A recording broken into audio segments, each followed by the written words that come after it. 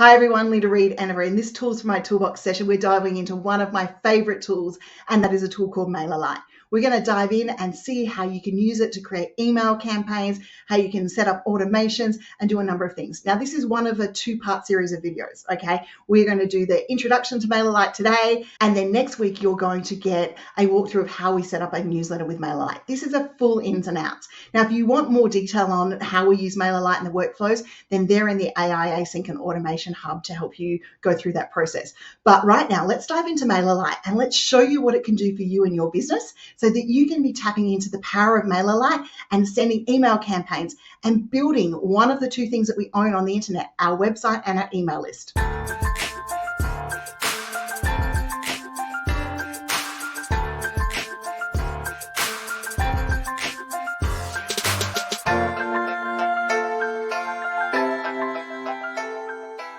So here we are in one of our Mailerlite dashboards, and you can see that there is things down the side like automations, account settings, integrations, all of those connections that you can make here.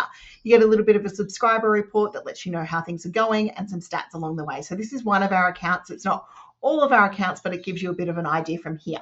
Now, the first thing when you set up your Mailerlite campaigns is you want to go in through here and you want to set up groups. Now, groups are how you manage your campaign. So setting up the groups allows you to be able to trigger automation sequences, all of those sorts of things from there. So you want to set up your groups so you can deliver that personalized email experience that people are looking for, and making sure that once you've created those lead magnets or abandoned cart options, you've got people to be able to connect with you from there. The next component of where you need to head is integrations. Now, we integrate Mailerlite through API with Zapier, with Interact, which is our quiz making software. We also integrate it with WooCommerce, which you can see here is active. We can look at Facebook audiences if we want to do those things as well. It's integrated through our WordPress site, but it's done with the API key. It's done with MailerCheck as well. And we can integrate directly with Stripe as well if we wanted to sell digital products through here. But we like everything going through our WooCommerce, so we connect all of the information from there. But Zapier is one of our main ones that we connect with. And then we're also making sure that we're connected through the website, through WooCommerce, and being able to connect with our people there, because our ticket sales and those sorts of things go through there. So once we've got our integration set and you've got your group set up, you might pop in here into automation.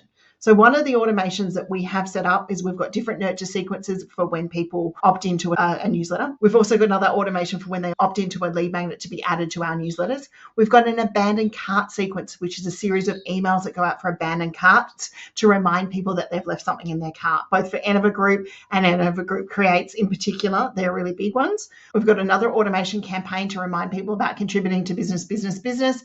And then we've got ones that relate through to our courses and our lead magnets along the way that help people automate. And they're all triggered set on groups. Okay, let's have a look at the automations that you can set up and trigger using Mailerlite. So we hit new automation over here. We like to do things via groups, but there are other automations that you can do. They've got a series of templates from welcome emails, win-backs, new promotions, retargeting subscribers. If you're doing an online course, you can send out different emails along the way. And that's the one we tend to use now when we're putting in our course nurture sequences along the way, making sure we nurture people. Membership renewals, if you've got those and you don't have another reminder platform, you can do those.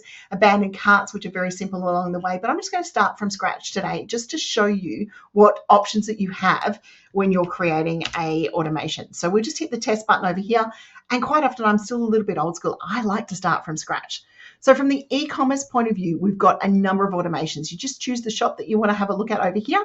And then you've got an abandoned cart sequence, which means that they can send an abandoned cart. So then we've got an abandoned cart sequence, which means we can select a number of triggers and send them some reminder emails that they've left something in their cart. We've got a purchase any product one, which just can be a thank you from ordering from us. And that might be something where you possibly provide a gift voucher or something down the track, maybe at the 30 or 60 day mark. Purchase a specific product and then you select your product out, and then you can start to send the nurture emails that are related to that product, or maybe the upsells or the cross sells or how to use those products as well. Very, very handy options for you to be able to trigger from an e-commerce point of view. And then you've got a purchase from a category. So they might have purchased something from a category and you might like to send a series of targeted campaigns related to that category.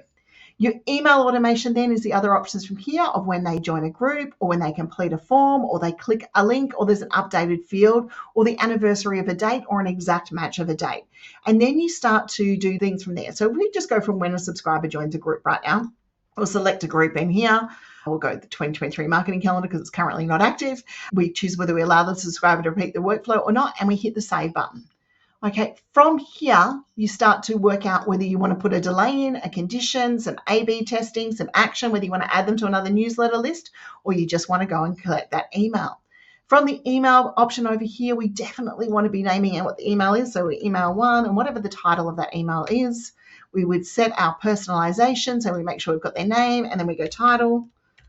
Okay, we'd hit the save button here to make sure that we're all good from here, and then we go into design email. Okay, so we go back here, we hit design email, and we get started from there. And design email allows us to be able to grab from our template library, which you can set up, and there's heaps of Mailerlite tutorials on how to set up a template, or you can choose from a template gallery. So we have a couple of ones here: nurture sequence emails from me, newsletter emails, promo emails, just different templates that are going to work for us from here. So what I'm going to do just now for this one is I'm just going to grab one of my nurture sequence ones and just show you what it would look like. So grabbing this nurture sequence email, what we've got in here is our format and our temperature of what we're going to pop in the email. So in this component, once this has loaded up for us, I would be making sure our logos and everything were correct, whether the links I had in the template were working, putting our title in, editing the buttons, and then our subtle call to action for the nurture sequence would be down here. So if we're looking at moving them along to a different program, we'd look at adding those things in here. So that little subtle call to action about what the aim of your nurture sequence would be. Once we've done that, we hit the little done editing button, and I would normally put text in, but I'm showing you through as quickly as I can this process. So we would normally pop in some text, and then we would determine whether there was a condition in place, so whether someone needed to do something, whether they clicked on a link or something. So we'll choose to click a link just for this one. So defining our condition over here, whether they whether workflow activity was, whether the campaign activity, so whether they clicked on a link, we can choose that one and just go through that process, and we can test any click linked, whatever we need to have a look at from those areas. And then you've got the option then to define whether we send the email, or if they didn't do that, not send the email campaign from there. You may not want to add a condition in. Quite often in most of our campaigns, things are going ahead. So all we're going to do here is actually just put in a delay. And our delay is going to be 2 or 3 days, depending on what we sit in here. And we hit the save button.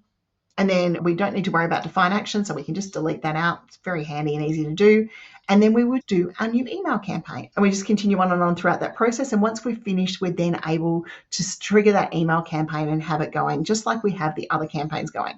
I'm just going to head out of the dashboard again now just to show you what the automations look like. So just so you can see what an automation campaign looks like, this is the power of educational marketing. It's one of the campaigns that we have here.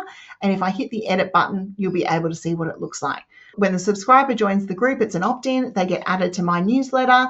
We then welcome them. We wait 2 days, send a recap of the session. And then if they're a Marketing Circle member, they don't get anything else from us. But if they're not, they'll get an invite to the Marketing Circle. And that's just an example of how you can nurture someone across to your courses and those things from there. There's another handy thing when it comes to Mailerlite that you can do when you're sending campaigns. And if we go over here to our campaigns, we've got a number of campaigns sitting in the outbox ready to go. They're all scheduled up. That's great.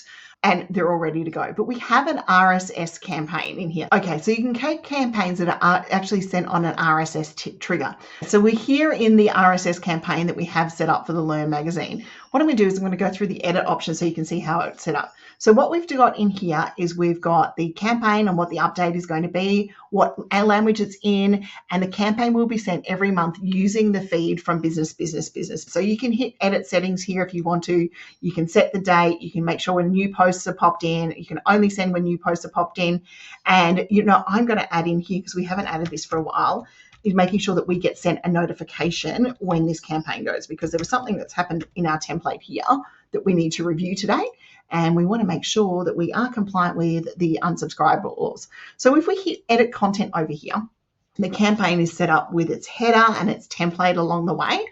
And then it will bring in the RSS feed for our newsletter. So we're just going to watch it come through here and just make sure that everything's going okay. And you can then trigger the blog updates, event updates, whatever you would like to trigger based on the RSS feed working for you. It's really, really handy. There's some handy things you can do with RSS feeds within your newsletter as well. And I'll show you that in another video. I'll take you behind the scenes of putting a newsletter together with us. But what you can see here is we've got a header, we've got our Learn magazine features and the RSS feeds popping in here. And then down the bottom, what we will be looking for is whether we've got the unsubscribe opportunities in here. So this is our little unsubscribe setting. Unsubscribe link, include link to preference center. So there we go. We'll do that, making sure that that is there. I don't want to pop the Instagram feeds in this one, because in particular, we just want to make sure that we're going through. So I'm just going to turn off the social links, make sure our unsubscribe is there, hit the save button, and then our campaign should be ready to be able to send again. So if I hit the preview and test, we'll just see what it looks like in a preview mode. So this is what our campaign is going to look like for anyone else coming through and getting it. And then you can see the updates and all the articles and blog posts are coming through for the year. In your Mailerlite, you're able to set your color settings and making sure that everything's going through in the right area. We're waiting on a few images and articles to load in here, but I'm going to continue on because otherwise we won't get through this. You can do your little theme settings in here, your heading colors and all of those sorts of things from here. Once we've got through that, we hit the little done editing button over here. So the RSS campaign is ready to go. And then we would make sure that we are on the send button. So we're sending on the 1st of every month at 10 a.m. using the feed business, business, business. Now you can change that trigger around if you want to. Otherwise, you just continue out and making sure that it goes out on the 1st of every month from there. So we hit the review option and then we hit the send option. And then from there, that campaign is now set and ready to go in our outbox on a regular basis. So we've got one for webinars and workshops, and we've got one for Learn Magazine to make sure that we're updating our people on a regular basis from there. So that's how you can use an RSS campaign inside that area. Then you've got the opportunity then to be putting together newsletter campaigns as well, which I'll cover in another tutorial, but it's pretty simple. You're creating a campaign, and I'm going to take you behind the scenes of all the elements that we put into insights and tips in our next tutorial. But there's an introduction to Mailerlite and just a few of the campaign types that you can automate setting up with Mailerlite.